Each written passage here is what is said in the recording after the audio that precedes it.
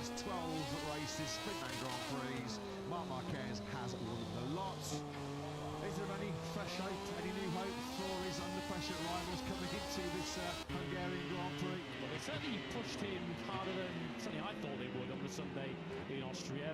Marco Bezzecchi leading for longer than certainly I predicted he would.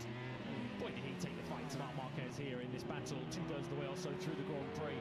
Put a big move on Marc Marquez into turn 6 before the 93 ultimately took control of the Grand Prix. And of course there's the extraordinary late rally from Fermin Aldeguer. This was the Bezzecchi move into 6, which suddenly got many in Spielberg, including us, up on our feet. It was Fermin Aldeguer's late rally that certainly put Marc Marquez under some unforeseen pressure in the latter stages, but Marc Marquez has proven over a long career, and in particular in 2025, that he's pretty good at handling whatever pressure is thrown at him. Of course, the fact that so many of these corners here in Hungary go left will certainly suit the 93.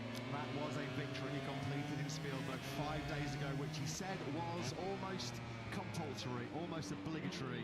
He said being on the red bike in the Red Bull Ring, you really have to win, no excuses, and he got the job done once again. 6 wins in a row for the first time in 11 years since 2014, extending this record of being the first rider to win 5 in a row for Ducati, now the first, of course, to win 6 in a row. Right now, it seems there is no stopping the freight train, the express train that is the factory Ducati star. Coming close, coming very, very close. He was the outsider, as Mark described him late on in that Spielberg battle. Unbelievable late race speed from the rookie Fermin Aldeguer, who at one stage was over 4 seconds back of Marc and Bezzecchi at the front of that Austrian Grand Prix. That was on lap 15. Lewis, his charge through the field was sensational. His career best result in MotoGP. That first win, you feel not too far away. This was stunning. Some doors suddenly did open up for him. As you can see here, there was the move that he didn't really have to make there on Raul Fernandez and Enea Bastianini. This was the Pedro Acosta Pecco Bagnaia battle, but a beautiful move here into the chicane in turn 2B from Aldeguer. That put him up into 4th place. He then had to just lob it up the inside, really, of Marco Bezzecchi. He was a rider in a hurry when he caught the top 2. And Marc Marquez said it himself, when he realised that it was Fermin Aldeguer that was chasing him in the latter stages, that was the damage done to Aldeguer's boots. That's how hard he was trying. So big toe briefly makes an appearance, but Marc Marquez said himself, when he realised it was Aldeguer that was chasing him, he said, I might have a bit of a problem here, because Fermin Aldeguer was so good at keeping his tyres in towards the end of the Grand Prix. Marc Marquez had to up his pace to keep the rookie at bay. Well, we got to see his big toe last Sunday in Spielberg. We also got to see his big talent as well, didn't we? Aldeguer, the 20-year-old Spaniard. We have not had a rookie victorious in MotoGP since Jorge Martin at Spielberg back in 2021. Aldeguer touched upon this in the pre-event press conference yesterday, of course, with very little experience for the MotoGP riders here in Balaton. Maybe this weekend, one of the best opportunities in our final 9 rounds for Aldeguer to be our first rookie winner in 4 years. It's some compliment, isn't it, from Marc Marquez to be saying a rookie rider on the Ducati is the best at rear time management later on in Grand Prix. Well, at the moment, Pecco Bagnaia just can't really buy a top result, can he? Missed the podium in the last 2 Grand Prix. He faded badly out of contention in Austria last weekend, slumped down from the front row to 8th at the checker flag. He was getting picked off at will, totally defenceless at times on the factory Ducati. Can't stop the GP25, struggling for rear grip and acceleration in the hard acceleration zones in Austria. He was pretty frank, Lewis, after the race, losing patience was how he described it, right, with his situation and with Ducati. He has engaged reverse gear somewhat on those comments yesterday. It was all heat at the moment, a bit of anger and frustration boiling over, and sort of smoothed the choppy waters with Ducati. I think they've had some behind the scenes, clearly air talks, but clearly 8th on a factory Ducati at a circuit where he won for the 3 previous years, Lewis. It just does not cut it and shows how deep the hole Bagnaia is in right now. Yeah, there's no signs really of him climbing his way out of that hole at the moment either, which I think will also concern Pecco Bagnaia, who you could understand perhaps the temper getting the better of him given the way his Grand Prix had gone in Austria. Here is Jack Miller, who's also been making some forthright comments to the press lately in the last 24 hours, as a matter of fact, with rumours still circulating about who's Yamaha's rider pairing going to be down at Pramac, with Toprak Razgatlioglu already confirmed on one side of the garage. Still no news yet as to who's going to be on the other side, and the lack of news certainly appears to be irking the Aussie. Yeah, it really does. As Lewis mentioned, Miller pretty forthright. Patience is way thin with the contract situation, and rather bluntly, his message to Yamaha was, if you want me, you want me. If you don't, you don't. In other words, stop faffing around, make a call on who's going to be Toprak's teammate in 2026. The longer it goes on, I think you get the sense the more Miller is fearing that he's out. I think it sounds like Manuel Gonzalez is posing, the Moto2 World Championship leader is posing the biggest threat to that second seat in Pramac Yamaha. So then, for the first time in 33 long years, for the first time since 1992, we can hear and we can see MotoGP bikes roar into life here in Hungary. Dango Bagnaia makes his way into what is quite a tight turn one. Of course, they'll be approaching at a much greater speed shortly. This is Alex Marquez down into another of the big stops. This is down into turn number 5, and then you're changing direction quite quickly and quite frenetically through the next series of corners as you go right through 7 and 8, just after the left-hander of 6. And yeah, the MotoGP riders who were on Ducatis, have been on Ducatis, do have some prior experience around here on a Panigale. The others, with the exception of Paul Espargaro here on screens, seeing this place for the very first time. Yeah, let's cover off some early housekeeping then, shall we? Perfect time to pick up Paul Espargaro on the 44 Red Bull KTM 10-3 bike. Sadly, no Maverick Vinales. We know Maverick had to withdraw halfway through last weekend's Austrian Grand Prix. Still suffering badly with damage to the left shoulder, which he suffered in Q2 in the Sachsenring pre-summer break. A 4-month recovery period for Vinales, which is only about 5 or 6 weeks into. So he has withdrawn from this weekend's action.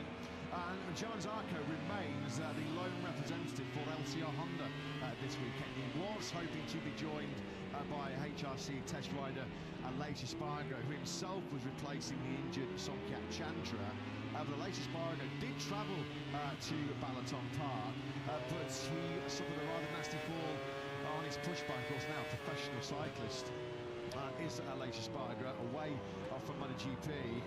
I think he was seen by his brother Paul walking into the paddock yesterday, looking very stiff and walking very gingerly. Went for some medical checks, some issues with a back problem, and unfortunately Aleix Espargaro has had to withdraw from this Grand Prix as well.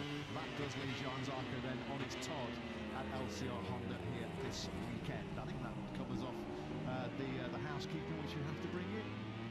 So let's head down to pit lane for the first time and saying a very morning to Jack Appiano, who has some tech info to bring us, Jack. Yeah, very good morning to everybody. Just firstly, a quick one from down at Honda. I saw a couple of weeks ago that Aleix Espargaro, whilst testing at Barcelona, had put up a few photos on his Instagram page, and included in there, I realised and spotted, there's a new chassis on the RC213V there, and wondered how long it would take for it eventually to make its way to the Grand Prix paddock. Well, it has finally arrived, not in Austria, but here in Hungary, and it's on one of Luca Marini's machines. It's quite radically different in design, so it's going to be interesting to see throughout the course of the weekend just how much time Luca does spend on it.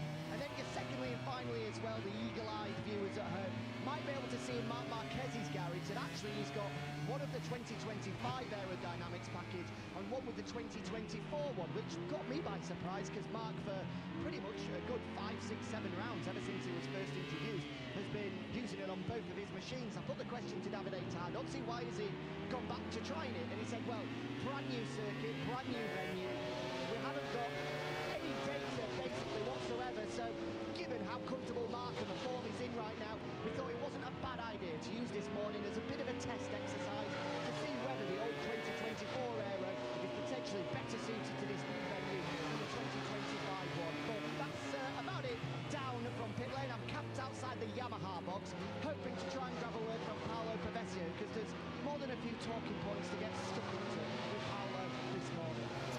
Yeah, there is indeed, Jack, on the subject of Yamaha. We briefly saw Fabio Quartararo, who used the word ridiculous to describe, let's be frank, an embarrassing, a humiliating weekend for Yamaha.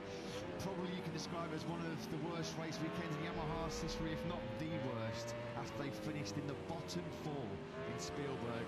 25, 13 34 and 37 seconds off the win. With Quartararo, Rins, Miller and Miguel Oliveira. Fabio Quartararo said the best remedy for a woeful weekend was to pound a treadmill in Budapest, 50 kilometres on a treadmill, a bit of sightseeing in Budapest apparently. But Lewis, they've just got to quickly turn the page because, as we just mentioned, has to go down as one of Yamaha's worst weekends in their distinguished history. It was woeful from start to finish. And Fabio Quartararo hopes that it will be something of a watershed moment for Yamaha. Yes, of course, there are mitigating factors. Track layout doesn't particularly suit the M1, nor did the stiffer construction of rear tyre that we had for the particular demands of the Red Bull Ring. The Yamaha, as Jack Miller said, just does not work on that particular construction, but it's the same for everybody, and it's up to you to overcome those particular issues. And Yamaha, rather than overcoming them, were completely tripped up by them. So from Quartararo and Co's point of view, they're hoping that that's something of a fork in the road, and they can turn things around, starting here in Hungary. But is the only way to ultimately turn around Yamaha's fortunes by changing from inline 4 to V4. It looked like the inline 4 project was doomed. It looked like it had reached the end of its shelf life, but I think if there was any doubts, Austria was the final nail in the coffin for the inline 4s in the Yamaha project. Miguel Oliveira, he was another Yamaha rider that pulled no punches post-Spielberg, described it as one of the worst races of his Grand Prix career. Last Sunday was Oliveira's 237th Grand Prix start. There's been plenty of opportunities for horror shows previously, but Miguel ranked it right up there. He won the toughest of his career. Jack Miller just said it was impossible. He said the start of the Austrian Grand Prix on fresh rubber, it felt like he was on a tyre that had gone a whole race distance. They were just all at sea. It was sort of really, really tough to watch the form. Factory Yamaha struggling right at the wrong end of the field. I think Iagura was the only rider that finished directly ahead of the four Yamaha. He was 7 seconds up the road. And Fabio Quartararo, I mean, there was, when you see them all four of them down the bottom of the pile, there is no, but it's a bike problem. It's not a talent or a rider issue. Yeah, not even Fabio Quartararo, with his immense talents, could drag that Yamaha, first of all, up the grid from 16th. First time this year we've seen Quartararo not a part of qualifying 2, and then unable to get anywhere up the field in the race itself. Was rivalable with Pedro Costa down the start-finish straight as the KTM gets up into 6th gear and then braking all the way down into first for turn 1, down to 55 kilometres an hour.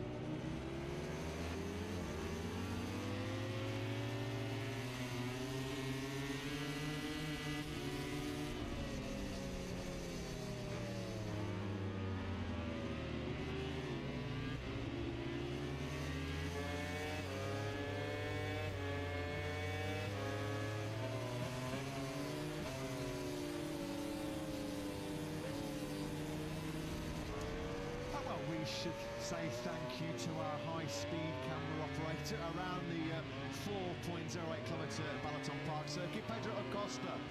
Myself and Lewis just thought we'd have a little bit of a pause there to let you experience early on here this weekend just what it takes to throw a 300 horsepower MotoGP bike around one of our tightest and twistiest venues on the Grand Prix circuit. As you would see on the gear graphic there, so much of this 2.53 mile lap is taken on a MotoGP missile in first and second gear. The chicanes through 9 and 10, 12 and 13, 15 and 16, real tricky tight complexes around this Balaton Park circuit. I'm told the recent Ducati test in the summer break, which Fabio Di Gianantonio would have attended on the Panigale production, but Marc Marquez actually did fall off twice into turn 9, so on a street bike at least, Marc has already tested the limits, hasn't he, around Balaton Park. Yeah, and it's interesting to see what kind of racing this track layout will produce, because certainly it's not particularly a power circuit, so you kind of see that the riders or the bikes that are fastest in a straight line aren't going to have the same kind of advantage that you perhaps might see them have at somewhere like Mugello or down the main straight in Qatar when they get up to around 350 kilometres an hour. But you're going to need a nimble, agile motorcycle, one that can handle the change of direction of those chicanes pretty well, but ultimately you are also going to want a bike that stops very well and can also accelerate well out of some of these first and second gear chicanes. Right on board here, we take a look at Jorge Martin, and certainly the Aprilia corner as well. It's quite an agile motorcycle, so will that potentially play into the hands of Messrs Bezzecchi and Martin? Oh, now that is a major tech issue for Jorge Martin. He's done well. They've seen a big smoke behind him. Stay off the circuit at Jorge. Yeah, smart this by Martin. That Aprilia then, as he powered down the start-finish straight, has let go. Factory. No, the garage is looking on. Sorry, just jumped out of our skins there as Jack came into our ears at about 1,000 decibels. Jack, down to you. Yeah, that blow-up is just on the other side of the start-finish straight, and you can smell it so vividly in pit lane. That is a big blow-up for Jorge Martin. Just done the marshals a favour and just stood the bike up in the deep gravel trap there, just having a look to make sure that there's no flames involved. Yeah, so 10 out of 10 for parking, Jorge. Yeah, pretty assault Fabio Di Gianantonio's blown up in Austria and said, hold my beer, we can do better than that. This was it. Listen, coming out of the final corner.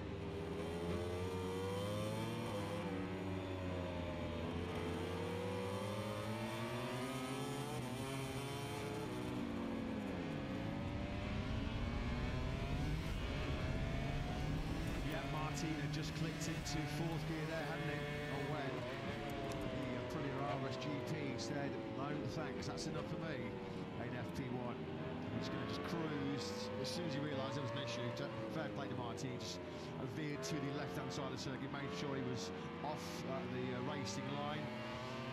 And this is some parking as he just comes to a halt in the gravel track. Deep gravel on the outside of turn 1, deep gravel around this entire Hungary circuit, and he just walks off and leaves it bolt upright in the gravel track. He didn't change gear either, did he, once that bike went off?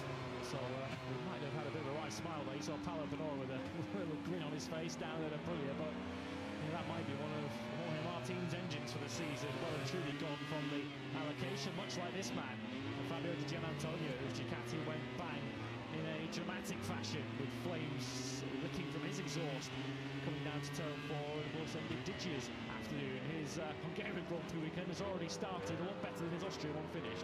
Yeah, an unwanted barbecue last Sunday for Fabio Di Gianantonio, who's struggling for form of late. That DNF, albeit through no fault of his own, last time out in Spielberg, was his second DNF in the last 3 Sunday Grand Prix. He hasn't actually scored a point, Digio, on a Sunday since pre-summer break, the end of June in Assen. It just seemed to drop down to 6 now in the World Championship. He said he's fighting tooth and nail to get the old Digia back. A couple of podiums so far in Austin and in Mugello this season for the Italian, but struggling really to find some consistent form on the Ducati GP25. Form, pace, speed, consistency, certainly not an issue right now for number 93, Marc Marquez. 6 double wins in a row as Jorge Martin comes back into the garage. Yellow flags out in sector 2. We'll just keep a close eye. Another blow-up. This is for another Aprilia. Another Aprilia. We're going to go down to Jack very, very short. We'll just look at this one. Smoke pouring out the exhaust for number 25, Ralph Fernandez. So 2 spectacular failures for Aprilia already in the opening, 15 minutes or so of this FP1 session. Martin's Aprilia's gone kaput, and now likewise Ralph Fernandez's trackhouse machine has gone down to turn 5. He's at sort of top speed there. You can already see there the smoke beginning to flew out of the exhaust of the Aprilia, and Ralph Fernandez, much like Martin, immediately getting off the racetrack. Okay, we'll now pick it up down here in pit lane. Thanks for your patience to both Jack and to... Oh, we've got a red flag. We've got a red flag. Yeah, there's flames, there's fluid pouring out of the belly band there on Ralph Fernandez's MotoGP bike on the Aprilia. I don't know if Davide obviously wants to carry on with this interview, Gemma. We'll go down anyway and see if he does, but yeah, the session has been red flagged. Yeah, Davide's still with me, but I imagine when Pecco comes in, he'll have to dive off. So very quickly, let's touch on Pecco, Davide, because 8th place at the Red Bull Ring. He said afterwards he's losing his patience with Ducati. 12 seconds slower than what he was 12 months before. It's not where we expect to see Pecco, a double MotoGP world champion. So what's going on in the days afterwards, in the aftermath? Have you managed to get some answers to that disappointing weekend? Yeah, we had a lot of meetings with the engineers. Usually the engineers have a lot of meetings during those days to analyze why it happens, because he's not the place that Pecco deserves for his talent and his capability. So we'll see. We think that we can make a step ahead here in Hungary. This morning he has to work through new parts, but yeah, we'll see in the second session after the red flag what he can do. In terms of that weekend, as I said, 12 seconds slower than when he won the race last year. How difficult is that for Pecco to process? That Mark, yes, he's on an incredible run, 6 Grand Prix victories in a row, but he's not doing anything that Pecco wasn't doing last year. Yeah, in the end, we have to manage his brain, because real problem on the bike is that bike doesn't set up, doesn't suit his riding style at this moment, his confidence, but in the end we have to understand why, and we hope that Pecco will have the right attitude to make us consider for a step ahead. After 13 rounds, can we now say that the GP25 is not an improvement on the GP24, given how Pecco and Fabio Di Giannantonio are performing this year? Yeah, in some way for those two riders, yes, while we are leading the championship with 2025. So we think that the bike is good, but probably doesn't suit perfectly the riding style of the two Italians. We'll see, because we are confident that we will find a way. Thanks, Davide. Thank you.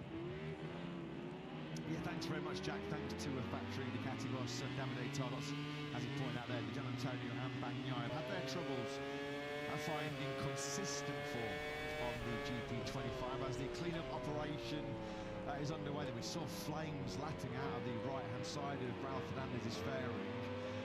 That is toast, the Trackhouse Aprilia.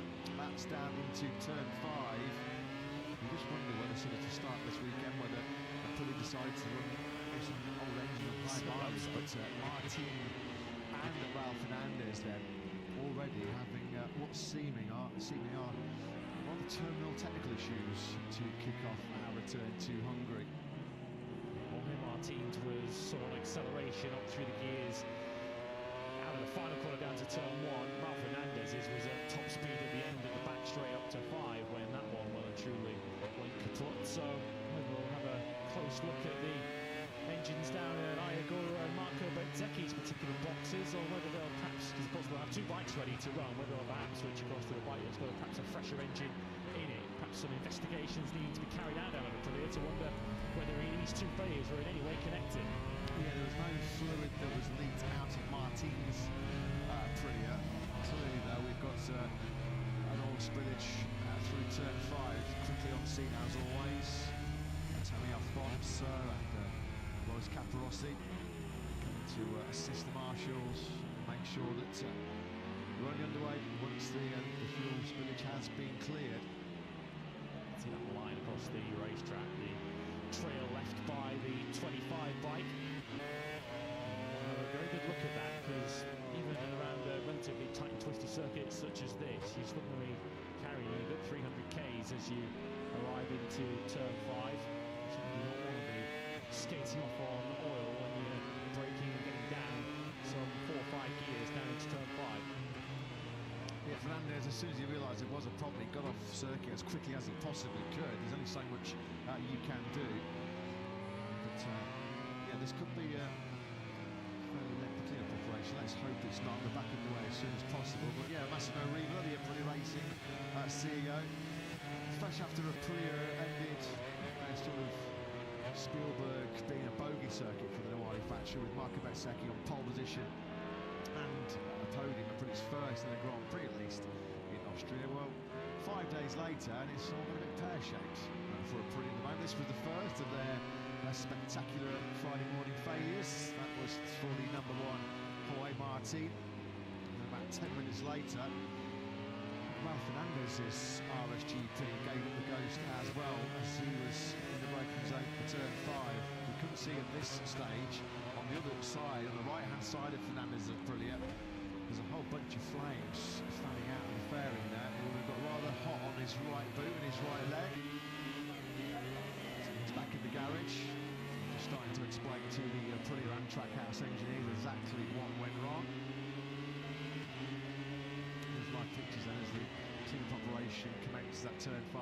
Give an indication there just how windy and blustery it is around this Balaton Park circuit. 7 engines allocated to them over the course of a Grand Prix season. Continue assume, I think, from Jorge Martin and Ralph Fernandez's point of view, that they're down to 6 now as a result of that, joining Fabio Di Giannantonio after what we saw last weekend. So you do wonder whether, as we speculated, whether the engines in those particular Aprilias had got quite a lot of mileage on them already. Of course, we do have some power circuits still to come in the calendar yet, where you are going to want fresh engines and the maximum power out of these machines. Well, where were we before we had this red flag stoppage? Fabio Di Giannantonio led the way. No surprise to see a top 4 of Di Giannantonio, Marc Marquez, Aldeguer and Morbidelli. All 4 of those riders were hit in the summer break on the Panigale production bike. And Nea Bastianini, who is really starting to find some form. The beast is back, isn't he, on the Tech 3 KTM. Sprint podium in Brno when we returned from the summer break. And his first Grand Prix top 6 last Sunday on the RC16 for the Italian, 5th with the checker flag, having started 5th. I think it's fair to say we are finally starting to see a Nea Bastianini fire on all cylinders now on the KTM. He's at 5th, ahead of Alex Marquez, another rider who was here in the summer break. Pedro Costa, Luca Marini on that new Honda chassis, Jorge Martin before his blow-up, and Jack Miller who were top 10 before the red flag stoppage.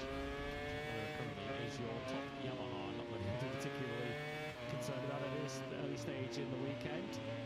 How do you like your Trackhouse Aprilias? Well done. It's really toasted, isn't it?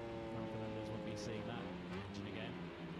Zayagura wearing the expression that Zayagura generally does. Unflappable, unconcerned. Surely both he and Marco Bezzecchi will have been looking at their screens and asking some very serious questions of their Aprilia technicians and saying, what's going on with our engines, boys? Yeah, the best time before we had the red flag intervention was a 1:39.156. Digia, Marc, Aldeguer, Morbidelli and Bastianini. Those 5 were into the 39s very early on here this weekend. Quite a big gap, nothing really between Digia and Marc in terms of the top 2, just 800ths. And then there was a big gap between Aldeguer and Morbidelli in 4th. Very little to read into this session. Around this very tight layout, just over 4 kilometres in length.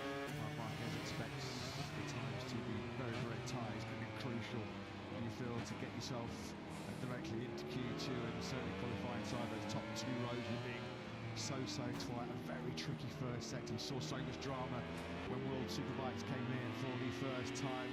One in July, weekend dominated by top class Gagliardo. He did the treble win here, but Andrea Iannone skating a bit of turn 2 chaos as Massimo Riva and Davide Brivio conduct a bit of a Aprilia management summit inside Trackhouse. Riva, I'm sure, may be explaining at the moment what the current situation is as regarding some of these Aprilia failures. We just saw there Fabiano Sterligini, who's the Aprilia tech guru. I'm sure he's got a few questions to answer right now. Yeah, I'm sure there'll be 1 or 2 journalists, if not the riders, who will be certainly poking their microphones in there and asking what's going on. And Jorge Martin Martin, who of course has been saying ever since he returned from injury that he just needs seat time, he just needs kilometres on board that motorcycle. Yes, the red flag has come to his rescue to a certain extent. He's not lost any track time relative to the rest because maybe a couple of minutes went by before a second Aprilia went pop. Jorge Martin's expired Aprilia is now back in the box. And the engine will be getting taken out of that one. And the second bike just over to your right-hand side will be the bike that Jorge Martin is operating with for the rest of this session. So Marc Marquez second when we got the red flag. As he mentioned last weekend, he almost felt like it was obligatory for him to win in Spielberg. So many near misses in the past, but finally we could say that he is a winner at the Red Bull Ring. I think we're all happy about that because it means we don't have to keep asking him. He mentioned in the press conference on Sunday, he goes, well, at least now you don't have to ask me when I'm going to win at Austria. Yeah, we can finally put that one to bed, can't we? Briefly then, we saw on screens Bastianini. I have to say, Lewis, there's a lot to admire about the beast's recent work. We know how good he was when we went to Brno straight after the summer break. No references said from the Ducati that he'd ridden for the last 4 years. That's going to be the case here this weekend. Clean slate, blank canvas for the whole field.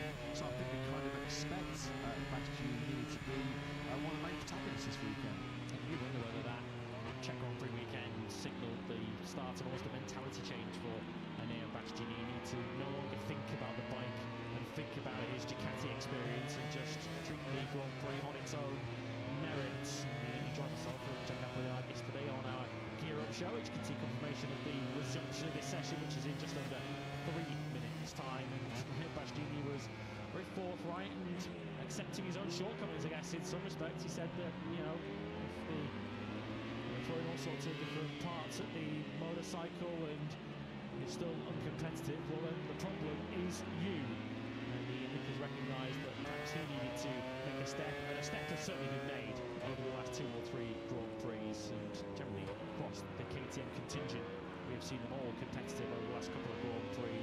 Brad Binder, Enea Bastianini and Pedro Acosta, the only 3 KTMs to start the Austrian Grand Prix, all coming home inside the top 7.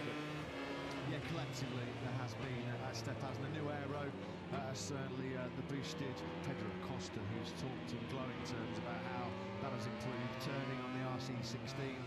It's good to see Brad Binder closer to the sharp than he's been at any stage so far this season. 5th in the sprint in Austria, his best result since the San Marino Grand Prix last year. He backed up with yet another top 10 finish. Has been a very eventful first visit to Hungary for the factory Aprilia team, to say the least. Technical issue for Jorge Martin, another technical issue going the way of the Nawali factory for Val Fernandez. Not the way that they expected to start this Michelin Grand Prix of Hungary. As Paolo, the boss, got any answers, Jack? What's going on? Yeah, that's the big question. One engine going pop is a surprise. 2 engines going pop is a rarity, Paolo. So have you got any answers or an understanding of what's happened? Yeah, first of all, it's necessary to say that we have to understand better the 2 problems. Probably they have 2 different reasons. As you know, in the Friday during the FP1, we put the more used engine on the bike, and they are the more used for both the rider. But in particular for Jorge, it's necessary to remember that it was the bike that crashed in Spielberg during the spring. We checked everything after the race, and to be honest, we did all the check to be sure that we bring to the racetrack an engine that can go with the correct reliability. But after the smoke, it's necessary to understand very carefully what happened, and at the moment our technician is analyzing both of the events.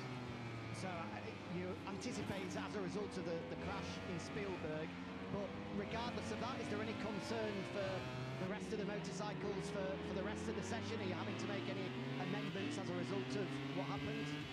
No, first of all, we have to analyze and understand. At the moment, we have nothing to do on the other bikes because they have more fresh engines, and it seems to be that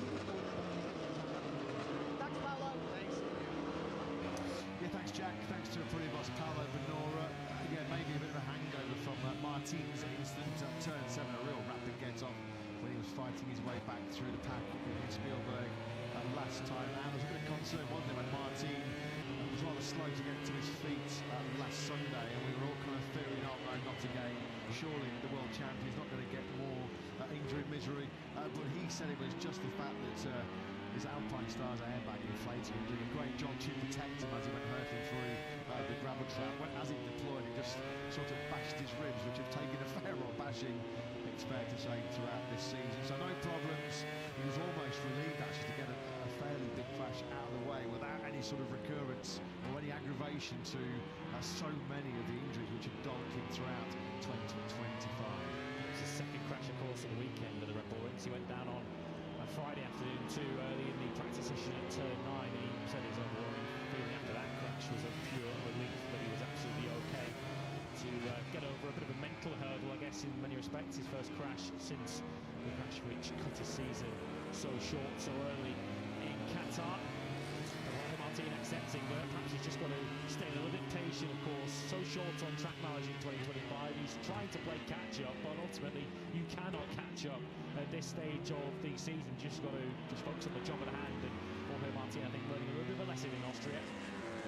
Yeah, and as he mentioned, of course, a serial winner, a serial front runner the last 2 or 3 years in the MotoGP World Championship, not really used to being in those real intense midfield melees where it's just basically pass or be passing. You get a little bit duffed up, a little bit beaten up in the early laps. And of course, when you are mid-pack as well, you can encounter some pretty severe issues with front tyre pressure, front tyre temperature, which was the cause, he said, for the crash at turn 7 in Austria. He was all A-OK, best possible news as far as Martin is concerned. I think he's going through a little bit of the issue right now, which we saw Marco Bezzecchi suffer at the start of 2025. There's not really a lot wrong with Martin's race pace, but as we saw early on this season, it took Marco Bezzecchi on the factory Aprilia a good 3 or 4 races, a bit of time to just figure out how to get the best out of a soft tyre on the RSGP. Once Bez hasn't figured that out, he has been flying 3 podiums in the last 4. He hasn't qualified lower than 5th in the last 4 Grand Prix. I think Martin at the moment himself is just trying to explore the boundaries, find the limits on that soft tyre, because when he does, Lewis, there's no doubt about it, his race pace has been up there with the best. We saw in the sprint on Saturday in Austria just how good Jorge Martin was, and then he's pinched a point in the end from Johan Zarco, and a lap that he would have taken that final World Championship point, which perhaps led him to get a little bit ahead of himself in the Grand Prix itself 24 hours later. On board then with Marc Marquez as we make our way through the left-hander of 14. This is now through the final chicane of turn 15, and certainly wonder just how much we might see, particularly Moto3 on the final lap on Sunday. We have 7 or 8 riders all barreling into this particular sector of the final lap, fighting for victory. Marc Marquez is safely through that. He's currently in second place behind your co-session leader Fabio Antonio Ducati. 1, 2, 3 and 4. His best winning streak in 11 years since he won the first 10 rounds of 2014. He really is back to his brilliant best, isn't he?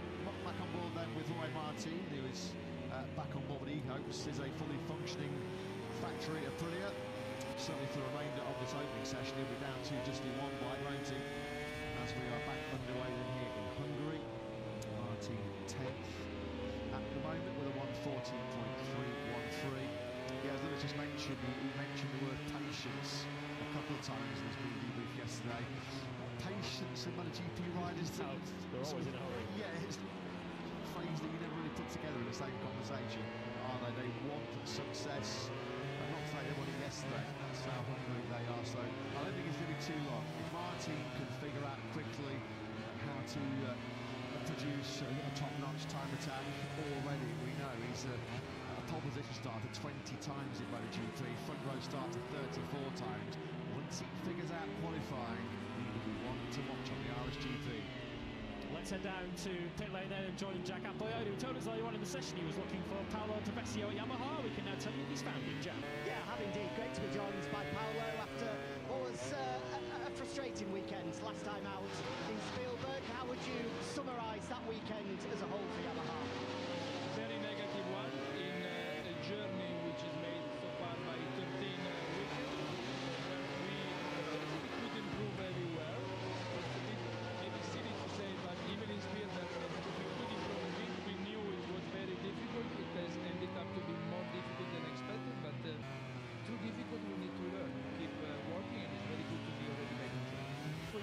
Austria last weekend, and he said a decision hadn't been made with regards to the V4 next year. Does that weekend almost make the decision for you? The inline 4, it appears, is at the end of its life cycle. As we always said, the future of V4 depends on how quick we can be in achieving the correct level to turn the project into a racing project and a development project. I think it's not a secret. Yesterday, the day before, Augusto and Dom were arriving in Misano. We complete the test. We are coming close to a decision. Fabio, earlier in the season, has spoken about his desire to win now. How damaging is a weekend like Austria when you're trying to convince Fabio to remain for the long term? I think we made a decision together with Fabio more than 1 year ago. Trying for another 2 years, 44 racing weekend. We are more than 13 weekends into that. For sure, it will come the moment to talk about the future, and our primary target will be to convince Fabio to a better racing package.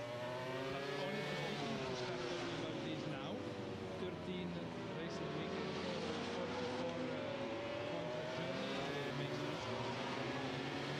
Looking towards 2026, Jack yesterday was quite vocal, saying that he's run out of patience with Yamaha, saying if you want me, you want me, if you don't, you don't. So what is the delay in going to Jack and telling him what his future is with Yamaha? Maybe he was also running out of patience and listening always the same question. Jack knows very well what's going on. We have continuous open conversation. When we will be ready to make the announcement, he will be the first to know. He said he has options and he's going to look at those options more intently. If he doesn't get an answer this weekend, is the deadline this weekend to try and finalise your 2026 lineup in Prama? There is no deadline when you have like open, transparent relation with the riders. I like to say that this is the relation we have. Just finally, Diogo Moreira openly said that there was an offer on the table from Yamaha. It seems as though he's decided to opt for a move to Honda. There was talk yesterday that Manu Gonzalez is now a potential candidate for Yamaha as well. Is that possible, that we have two rookies in the factor, the satellite team next year at a vital moment in Yamaha's progression? It is very clear. We have one seat available for next year. There are plus and cons in all the decisions, so let's say there are different values in the different decisions. We are close to taking another one. Thanks, Paolo. Have a good weekend. Always a pleasure. Thank you very much, Jack. Thanks to Yamaha boss Paolo Pavesio. Yes, it does seem like, well, we know clearly Jack Miller's impatience about this delayed decision in terms of whether he will or won't be on a MotoGP grid next year was certainly irking the Aussie. Just while the rise, as you expect, in this opening practice session, finding the limits, finding the optimal braking markers. We've seen runoffs for both Miller and Bezzecchi, and the crash, it looked like a crash, at least in turn one, for Frankie Morbidelli. We've seen no replay of the incident, but the graphics certainly said to be taking a tumble. So Frankie in the history books as our first official for the Grand Prix MotoGP here in Hungary. A slow speed tip-off though at turn one. We saw Frankie on his feet and looking okay. Yeah, that's already so far this morning proven a troublesome spot for all three classes, Moto3, Moto2 and MotoGP. We've seen riders in all three classes now go down at turn one, where on what is MotoGP bikes, as you've already seen, you're scrubbing off around 250 kilometres an hour, down from over 300 k's, down to 55 as the Yamaha almost spat Fabio Quartararo off at the same point that Frankie Morbidelli went down. Quartararo had just got up into 6th place, but the Yamaha looking the most comfortable ride we've ever seen. Yeah, Fabio Quartararo will just be glad that he doesn't have to go back to Austria for another year, because last weekend was just dismal. It was woeful. Fabio Quartararo 25 seconds behind Marc Marquez at the checkered flag. Nowhere at any point in the weekend did he look even remotely competitive. This was the Frenchman then, tipping it into the tight right-hander of turn one. Significant moment there as Fabio's left foot slips off the foot peg. No dramas for the Frenchman, who at the moment finds himself in 8th place, so 139.368. Pace is hotting up, getting quicker as the track rubbers in and gets more grip, as you'd expect when the 38s now Pedro Costa, Marc Marquez and Luca Marini on the updated factory Honda have all found 38. Whole bunch of riders now are in the 39s, including Bastianini, Gianantonio, who set the early pace before we had the red flag for the Ralph Fernandez blow-up.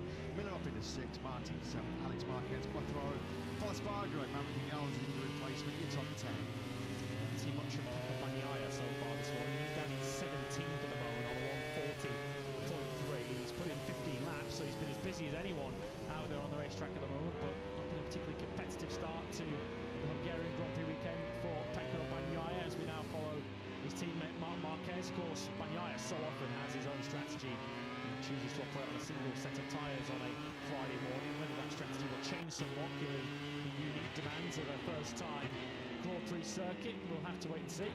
Marc Marquez is about to steal control of this FP1 session. Number 93, bang on the money here as he ticks through sector 3. He's up by nearly half a second. In the groove early on, he's so adept, isn't he, at adjusting to new circuits. Of course, he said it was going to be a big benefit, certainly on the opening day, having come here on Ducati's brilliant Panigale production bike. Just look how low that Ducati was sitting as he engaged the rear radar device out of turn 17 over the line. He duly obliges a 138.239 mark, the fastest now by over half a second. Excellent lap back from the 93. Said in yesterday that he, over the course of that day of testing that the Ducati riders did on street bikes, that at times early on in the day he was a second clear of his fellow Ducati riders, but they all very much closed in, and in one or two cases got ahead of him by the end of the day. So expect that to close up. Paul Espargaro on the KTM goes into second place, just behind Bezzecchi, who here has taken third. Paul Espargaro, of course, with his prior MotoGP victories. He was one of 5 riders, a test rider from each manufacturer tested here around about a month ago. We had Stefan Bradl on a Honda, we had Matteo Biocco on an Aprilia because Lorenzo Savadori was still busy substituting for Jorge Martin. Paul was mentioned on the KTM. Augusto Fernandez was here on board a Yamaha as well. And Michele Pirro, of course, doing the testing duties on the Ducati.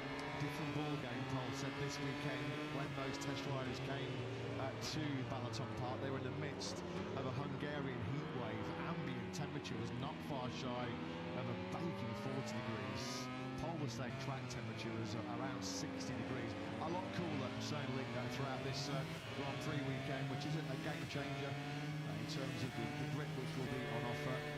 Early initial reports are that this Balaton Park circuit, billiard table smooth, and offering a lot of grip. We'll see just how the lap times do evolve throughout all the way around it. Apparently 9 kilometres wide at its widest point. A water sport lovers paradise hotel nestled right on Lake Balaton. We've seen surfers, sailors enjoying their time out on the lake. Not enjoying his first touch with the Balaton Park circuit. I think it's fair to say it was Jorge Martin after he had the spectacular technical issue on the factory Aprilia, and there's problems with him negotiating the tricky turn 12 on that occasion. What a bike that stops well, aren't you? With some of those first and second gear chicanes interrupting the lap. You've got the stops to turn 1, the right-handed hairpin at turn 5 as well.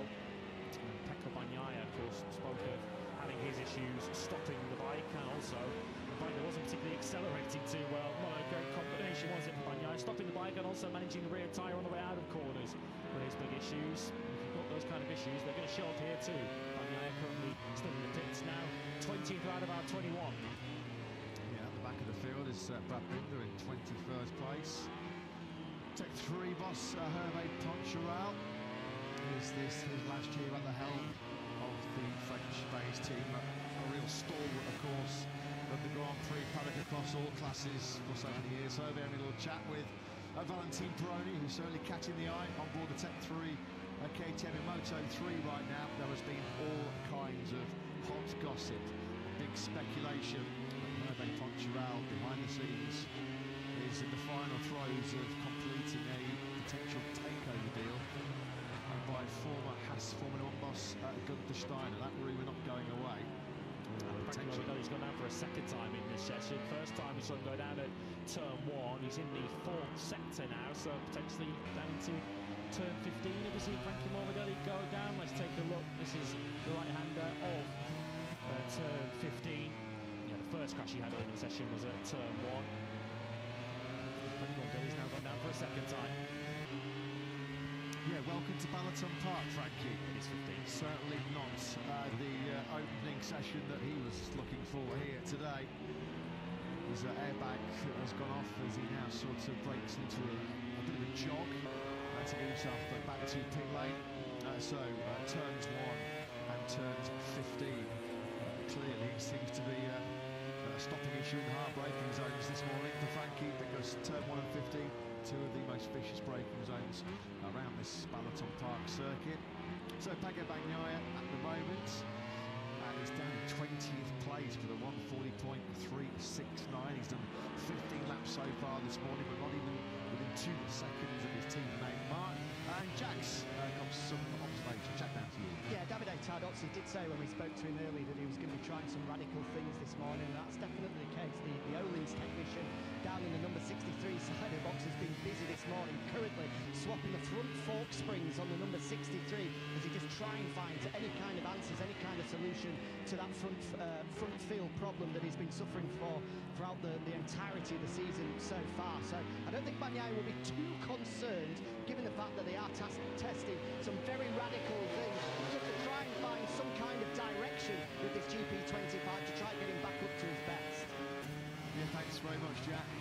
Good spot down in pit lane there. Yeah, Bagnaia, they will be in the remainder of the season. You almost feel like these final 9 Grand Prix are almost 9 test sessions, really, as far as Bagnaia is concerned, with one eye on a bit of a recovery in 2026, because he's long kissed goodbye to any hopes of winning back the MotoGP World Championship.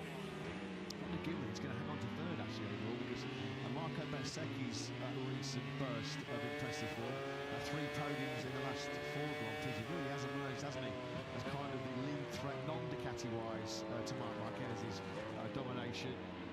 But there's less than 50 points now covering Bagnaia and his trash-talking buddy in the VR46 Academy, Bezzecchi, so he's going to be all on Lewis to hang on to third place. Yeah, I do wonder from Bagnaia's point of view as a rider who's used to winning World Championships, just how much a battle for third in the World Championship really floats his boat. But I guess the motivation of finishing below his good friend Marco Bezzecchi might just spur him on in the latter stage of this season, because if he does finish behind him, he'll hear about it all winter until we get to Pro-Am next year. He'll float his bank account as well. There's a few quid, a few euros in terms of bonuses between third and fourth place in the World Championship. Just ask Enea Bastianini when he got dumped out of the top 3 late on last year. I think it cost him a fair few euros for Enea. Yeah, Bagnaia is just a rider that seems like his confidence is just shot to pieces, almost now starting to doubt himself. And this is a rider, let's not forget, who last year won 11 of our 20 Grand Prix, came so close to winning a 3rd successive MotoGP World Championship, but the 28-year-old right now just looks a shadow of the rider that was so utterly brilliant throughout 2022, 23 and 24. And he's found an unlikely ally, I guess unlikely in some respects, this weekend from his teammate Marc Marquez, who said yesterday to our Spanish broadcast colleagues at DAZN that Pecco Bagnaia hasn't just become a bad rider overnight. You don't forget how good you are, and Pecco Bagnaia has been one of the very best over the last 4 or 5 years. So you surely feel that if you can find that front feeling again, his time will come again on board a factory Ducati. Marc Marquez laid it out in quite simple terms yesterday. He says all you have to be losing is 2 or 3 hundredths of a second into every braking zone. That very quickly adds up over the course of the lap. You're 2-3 tenths a lap slower, and over the course of a 28-lap Grand Prix in Austria, in the case of Pecco Bagnaia, that added up to 12.4 seconds of deficit between himself and his teammate Marc Marquez. We are talking about such fine margins, but if you are having such a fundamental lack of confidence on the front end of a bike as Bagnaia is, it's going to show up everywhere. 8th place last weekend in Austria was his lowest finish in a dry race since he was 9th in Valencia in the last round of 2022, when he was a rather hesitant 9th place to win the World Championship that year. The first of his 2 world titles. Class is permanent, form is temporary. At the moment, really struggling to find any kind of fast form, isn't he? On top of that 63 red factory Ducati. Let's go back down to Jack in pit lane. Yeah, just interesting, another little thing on Pecco Bagnaia, one of the Brembo technicians down there, just confirming to me that out there at the moment, 2 riders are opting for the 355mm brake disc, which of course gathered such fame at Aragon when we all thought that was the answer to Bagnaia's woes. And often we normally see them at the circuits where the hard braking is at its most intense. And at the moment, Bagnaia, and quite interestingly, Fabio Di Gino and Antonio are the only 2 riders out there to be using the 355 brake disc. However, they did expect that some riders, some teams, may well use them later on this afternoon once they get up to speed and get a better understanding of the circuit. But yeah, interesting that only 2 people out there currently using them, Bagnaia and Di Gino and Antonio. Good spot, Jack, and those 2 Italians, of course, are 2 of the strongest and hardest brakers in MotoGP. They need, it's a necessity, a must, to have that front-end confidence. Of course, it is for every single rider, but that GP25, there's just something in its DNA that's thrown more than a medium-sized curveball away at both Bagnaia and Di Antonio. Di Antonio was alluding to yesterday, saying that he still feels like he's suffering for missing so much of pre-season testing, of course breaking that left collarbone when a sort of end of day one really went horribly wrong in Sepang, ruled him out for the whole of the pre-season. He still feels like he's on the back foot, playing a little bit of catch-up, because of course this pre-season test, you're not against the stopwatch, you're just out there lapping, learning, developing a base setup. You really feel like for much of this season, Di Antonio has been kind of chasing his tail, not really had the opportunity to properly iron out some of the creases on the GP25. He wants to go into Grand Prix weekends and just plug it in and play it and immediately have a bike that you know will work. And when you don't, while other riders are just getting themselves up to speed, particularly in a new circuit such as this, you're essentially having to focus on other priorities. So we're going to take a look at Marco Bezzecchi, who's now into 3rd place. We've just currently got the top 6 riders inside the 138. So there's a little bit of confusion here between Bezzecchi and Brad Binder on the last lap. Bezzecchi was just starting a time lap. This was the out lap that he was completing, and Brad Binder tripping over Bezzecchi just as they arrived into the final sector of the lap. Been very, very impressed of late with Bezzecchi. He really has stood up and been counted on that factory Aprilia after the victory at Silverstone, which was a little bit of a present after Fabio Quartararo's ride height device woes. 2nd in Assen, 2nd in Brno, 3rd last time out from pole position in Austria. And as we mentioned at the start of this session, he really is the sort of most potent threat that's not on the Ducati at the moment to Marc Marquez's domination. They're going to have a real strong lineup on once away Martin and gets fully back up to racing speed, back to full confidence. Well, you know that he's going to be on par with Marco Bezzecchi, so we could see 2 factory Aprilias right in the hunt for victories in the latter stages of the season. Well, we were expecting big things this weekend from the Red Bull KTM Tech 3 team, and Mascinini looking so good of late in both Brno and in Austria. His best KTM Grand Prix result last weekend. And Portugal, of course, replacing Mario Vinales with experience, 2nd fastest right now. So far so good, I think, as far as the French team's concerned. Let's get the thoughts of the boss, Nico Bueno, joins Jack. Yeah, absolutely. Paul Espargaro coming here this weekend. Nico was the only man on the grid with experience with a MotoGP bike at this venue. 2nd at the moment. Can we start to dream of a surprise result for Paul? No. We have to stay calm. No, we know for sure it's an advantage, and he's the only one to have experience with a MotoGP bike here. So for sure, he won. He has an advantage. He has a clear game. But don't worry, this afternoon here, when everyone will have a bit more experience, the gearbox a little bit more settled, everyone will improve the lap time, and the standing will look like normal. Well, stepping in for Maverick this weekend, just on his recovery, it sounds like it's going to be a very long one. He said to us last time out, he doesn't feel he'll be 100% fit until probably the start of pre-season next year, which feels like a lifetime away. Over the past week, how is his recovery advancing, and are we likely to see him next time out in Barcelona?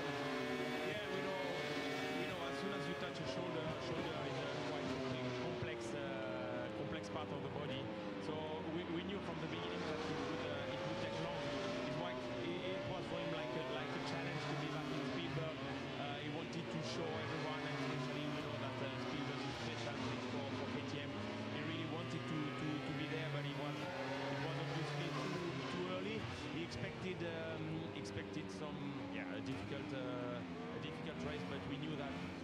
has a lot of right-hand side corners, and this is probably not the more difficult for him. But we knew already from the beginning that anyway, Balaton Park would be tricky. He tried in Spielberg. He wanted to see what was the condition. Now we know a little bit more, and we hope for Barcelona.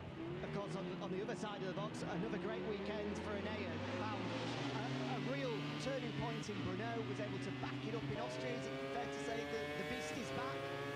Well, yeah, we hope. It was really important to be there in Spielberg. Something happened in Brno, and we were wondering if it would be just a spark or just the beginning of something else. And it was really important to be there in Spielberg, and he did the second super good race, the best result of the season in Spielberg. So okay, Enea is back, he's in good shape, and this is a good news for us. Absolutely, great news for everyone at home as well. Nico, have a good weekend. Thank you.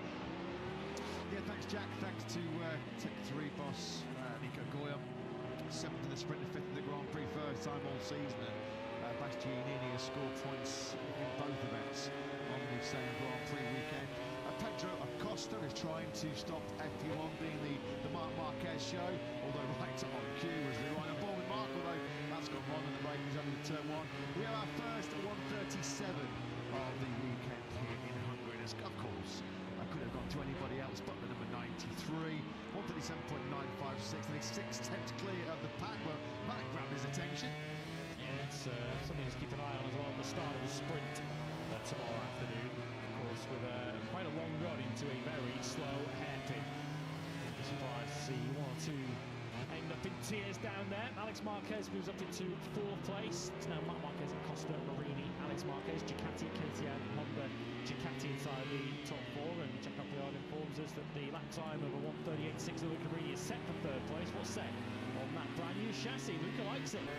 Marini had his 3 weeks bench this morning. Other top breakfast products are available. We should point out, 1:38.660 from Marini. Excellent job, that bodes well. Some updates, some tech updates that are starting to filter out of HRCR. Are starting to make some solid progress. There was some new aero that was floating around in Austria last time around. Some electronics updates as well. Joan Mir, of course, we haven't mentioned Mir, because at the moment he's sort of down in 17th place in the standings. Nothing too flash from the Spaniards so far this morning in Hungary. But credit where credit's due after all of his rotten luck in recent weeks. Joan Mir, for just the 2nd time on the factory Honda, was inside the top 6. 47 starts Spielberg was on the factory Honda for the 27-year-old Spaniard. 2nd top 6, his first since India in 2023. Top job by Mir, that was. 2nd braking zone, we saw Marc Marquez get wrong there as we were riding the ball.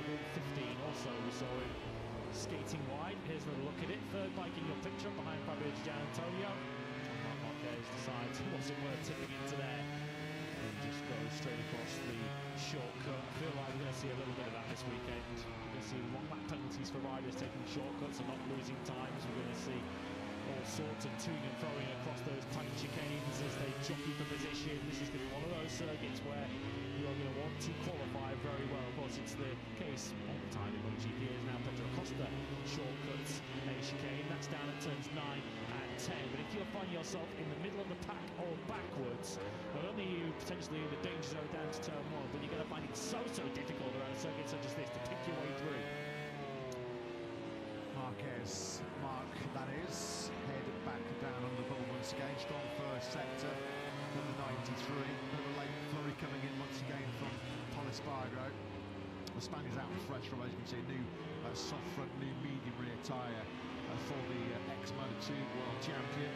It's Frankie Morgadani. Well, this is all just about finding some confidence back here in Balaton. A bit of a punishing start to his Hungarian Grand Prix experience for Frankie. He takes the checkered flag, best he can hope for a 7th.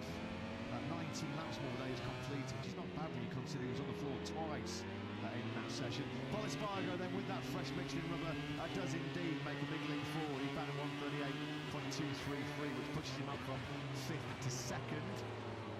Chad Miller's weekend has gone even worse, I'm afraid, after some rather forthright comments yesterday, and not a happy Jack. Unfortunately now his free practice 1 session ends with the bike on its side. He's got down into 12, which is the 1st gear chicane a left-hander into 12 at the end of that short square out of 11, and Jack Miller has probably gone down. Will be a relatively slow accident, but still another kick to the confidence. Yeah, he's got a lot on his plate right now, hasn't he, Miller? A lot on his plate, trying to focus on how to get competitive and strong on an Aprilia, which in fact the Yamaha was clearly underperforming right now, ticking off into 12, and then with all of the distraction of what's going on behind the scenes for Miller, so much uncertainty, so much doubt about his MotoGP future.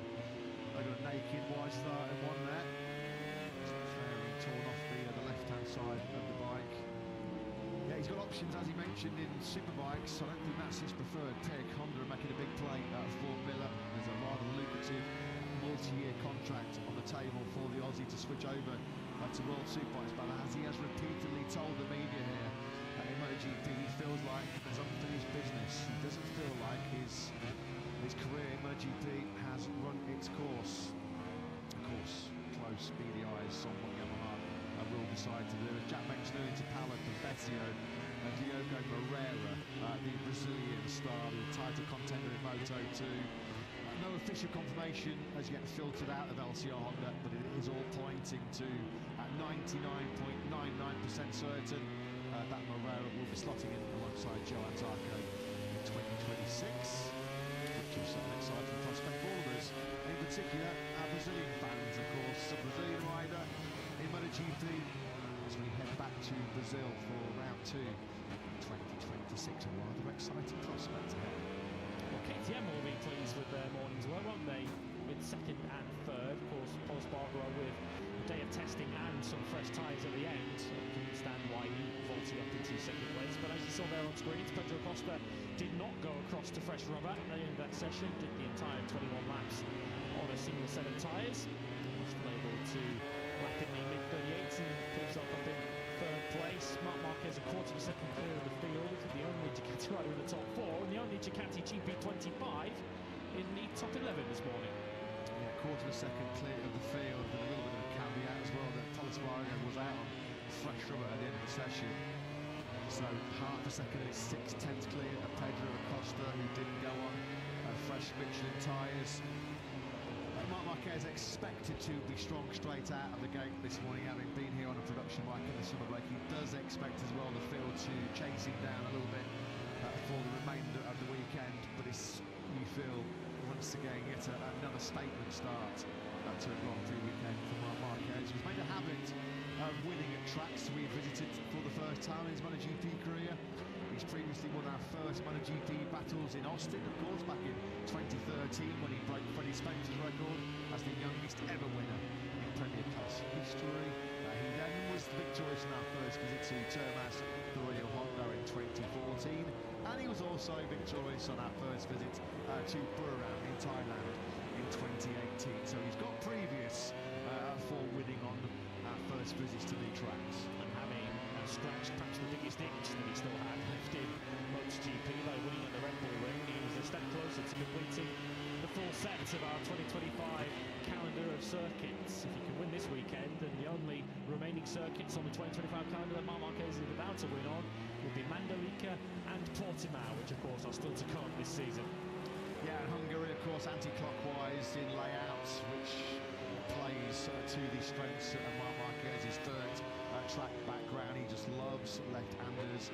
33 of his 71 MotoGP successes have come on anti-clockwise circuits. Almost a 50% winning rate around anti-clockwise tracks. It just shows what a formidable challenge he will pose here this weekend. The only rider in the 37s in that session. 12 laps at the end of it on the soft front tyre. Decent work completed by the 93. That's been a sight we've seen so often in 2025. 93 leading 73. Alex was fifth fastest at the end of that session. Almost 3/4 of a second behind Mark. We didn't see much of Alex in that session, but he's after what he called a normal weekend this weekend to get himself back at the level we've seen him at for so much of this season. Of course, the injury that he carried over from the crash in Assen certainly wasn't 100% when he returned to the Saxon, even if he did take a find second place in the end, and then of course he's had accidents and penalties since then. So Alex Marquez looking to get back to some sort of normality here. Spargo would have already done a few practice starts at the test he conducted a few weeks ago. Dialed in the clutch settings, dialed in the launch control. Yeah, that shows that he's done a practice start previously here in Hungary, because he absolutely nailed it. It's a very, very short run to the first corner, and then the circuit does really tighten up turn 1 and turn 2. It's a real bottleneck pinch point going into turn 2. We saw all the drama there, didn't we, in one of the World Superbike encounters last month. Poor Andre, you know, he went full skittles on 6 or 7 riders in that second corner. Beautiful, beautiful launch away from the grid by 93 Marc Marquez. That's how you do it. Lovely work by the number 93. Morbidelli did at least recover some confidence, which would have drained out of him after 2 crashes in that session. He was on the deck of turn 1 and latterly at turn 15. Getting his practice start absolutely right that time around. Of course, the start triggered all of the misery on Saturday afternoon in Spielberg last weekend, when he went left rather than forwards, straight into the path of a whole group of riders. Let's have a look. Did see some smoke being kicked up. I think it was as his boot came across the ground. In fact, it's as the front tyre then makes contact with the track once again. Just a little bit like puff and smoke. Nothing that Pecco or anyone supporting him should be particularly concerned about. Martin then about to dump the clutch on the factory Aprilia. Going through what is a rather stressful routine to get these MotoGP bikes into a start mode. Once he was finally engaged and all systems go, it was a very big launch away from the line by the number 1, who had his early issues in that session. A very public failure for the RSGP, the first of 2 in that FP1 here in Hungary for the Nuali factory. There's a bit of a fireball issue as far as Val Fernandez is concerned. It's going to be a busy lunch break, you feel, for the factory Aprilia engineers as they work through the data and work through a couple of broken down Aprilias to find out exactly what went wrong this morning. Some fresh engines in their other bikes, which is a bit of relief to Jorge and to Raul. Here is Raul Fernandez, just in the back of the picture on the 25, as we sit aboard once again with Marc Marquez, looking from pole position where many are expecting him to be starting from. Yeah, he always just loves it. It's almost like it's a psychological warfare thing, isn't it, for Marc? He just always slots himself on pole position. Alex pins the receding Ducati away. Just gives an indication, doesn't it, there? It's just how short the run from the start line is, from the front row of the grid down to that braking zone for turn 1.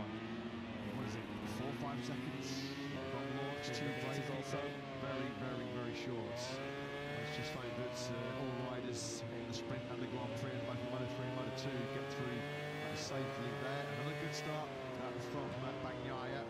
Brilliant start by the 54 of Aldeguer. Had the rookie get on. He was 9th fastest at the exact same lap time as Nea Masciini. He was alongside him there in the braking zone for the first corner. The Beast takes 8th though, courtesy of the fact that his next best lap in that session was quicker than Aldeguer's. This time here, he was down in 19th place, put in 23 laps, fastest on number 39.6.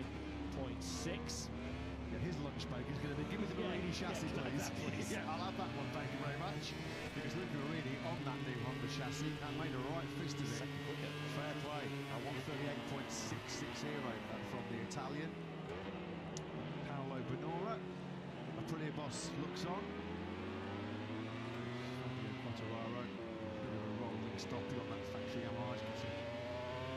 Tempering the brakes, drops down a rear ride height device, which just caused all kinds of issues for Fabio Quartararo and other Yamaha riders in 2025. Full gas, brilliant launch. Look at that front wheel, it barely lifted off the ground, did it? From that factory Yamaha, and just look how quickly he's already braking. What, 3 or 4 seconds later? These MotoGP bikes, from 0 to 100 kilometers an hour, they're missiles off the start line. They accelerate quicker than Formula 1 cars. Power to weight ratio on MotoGP bikes these days is just mind-blowing. Sharp contrast to our next MotoGP stop in a couple of weeks' time in the second Barcelona Catalunya, where we have the longest run down to turn 1 of any Grand Prix on the So you're talking around a 300-metre run from the front row of the grid down to turn 1. I think Frank Meehan said yesterday in the press conference when the three riders, Bez, Aldeguer and Mir, were asked about their first impressions of Balaton Park and sort of the perils of the tricky first sector, turns 1 and turns 2. Mir said 2 weeks' time in Catalonia we're going to be hurtling into turn 1 at over 250 kilometres an hour. We won't need to remind an Air Bastianini about dramas at turn 1 in Barcelona because he instigated some right old chaos a couple of years ago. Turn 1 which had its drama, and then turn 2 where we saw Pecco Bagnaia on the monster high side where he was then clipped by Brad Binder. That was a horrible start, wasn't it? Turn 1 and 2 that day at the circuit, the Barcelona Catalonia. Not a horrible start though to the 2025 Michelin Grand Prix of Hungary. As far as Pol Espargaro is concerned, he's put all of that testing experience here to very good use. That pole second fastest on fresh rubber, but nevertheless you've still got to get out there and produce a lap time, and he did. Second fastest this morning behind Mark. So an experimental morning session for Pecco Bagnaia. So perhaps don't get too concerned and push the panic button for Pecco just yet. Seeing him in 15th place. This afternoon's 1-hour practice session, so crucial for so many reasons. Of course, is there perhaps up to speed now and familiar with the layout of this Balaton Park circuit, but of course, already by the time they're back on track this afternoon, they're already going to be thinking about qualifying and getting themselves into the top 10. It's all the circuits that you don't want to be outside of qualifying to. This would be pretty high up the top of the list, given how difficult we're expecting it to be to overtake here. There's 6th fastest, 138.731 from him. Which means once again he does lead the pre-charge.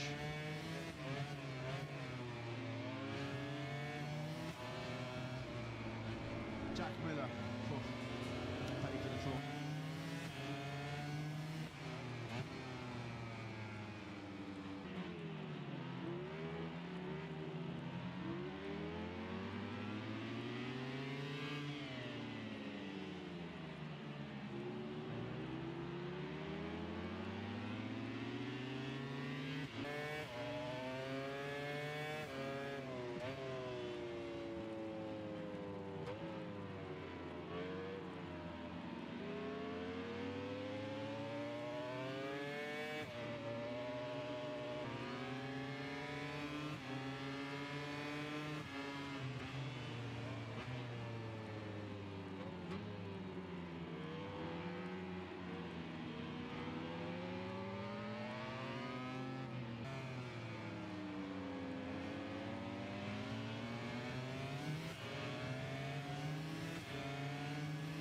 Is all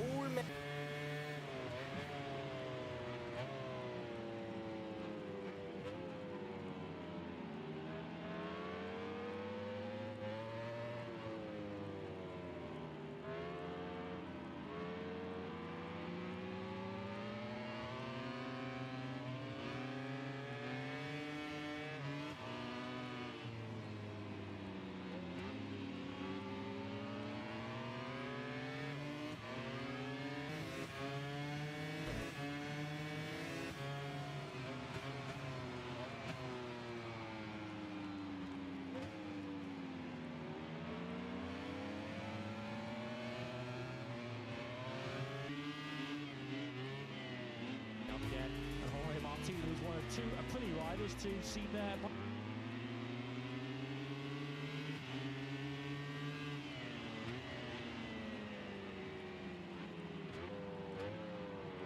his first match point to wrap up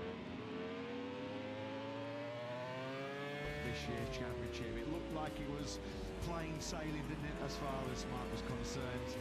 Did the whole session on the same combination, soft front, medium rear tyre. Lap 20 was when he found the 137, which put him top of the pile. Pol Espargaro managed to cut the gap to a quarter of a second at the end of the session. Of course, arriving here with the day's testing on a KTM to his name. He put fresh tyres in at the end. 2 KTMs inside the top 3. Pedro Acosta, his best work, 138.526, just like Marc Marquez. Same tactic.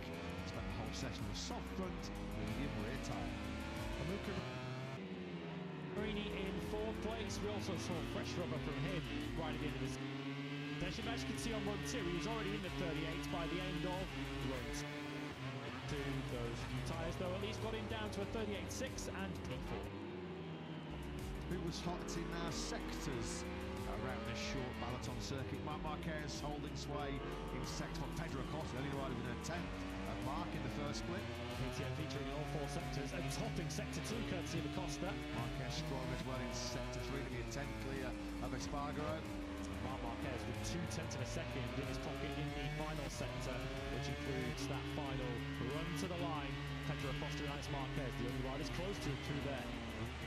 So we have had to wait 33 long years. The Hungarian fans have had to wait over 3 decades for their first taste of MotoGP action here at the new Balaton Park circuit, and he has gone true to form so far in 2025. It's Marc Marquez that leads the way going into practice this afternoon. Hungary for more success.